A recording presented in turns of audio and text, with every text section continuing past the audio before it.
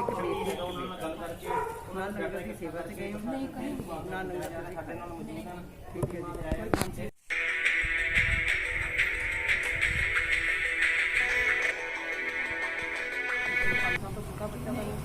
कोई बुजुर्ग का नहीं देना बच्चे दोनों पढ़े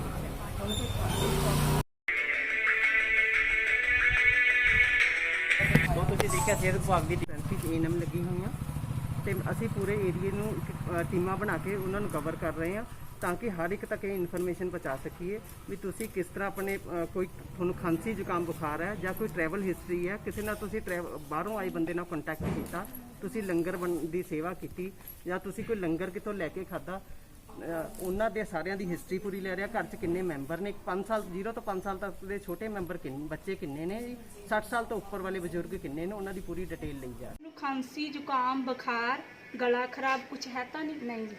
ठीक है जी। कोई घर तो बाहर आया होवे? नहीं। ठीक है। तो किसी ने तुसी मिले होवो कोई थोड़े संपर्क च कोई आंढ गुआंढ च कोई बाहर तो आया होवे? ਅਸੀਂ ਬਾਹਰ ਨਹੀਂ ਨਿਕਲੇ। ठीक है जी। ठीक है। अच्छा किसी ਨੂੰ ਤੁਸੀਂ ਜਿਵੇਂ ਲੰਗਰ ਸੇਵਾ ਤੇ ਕਿਤੇ ਗਏ ਹੋਵੋ?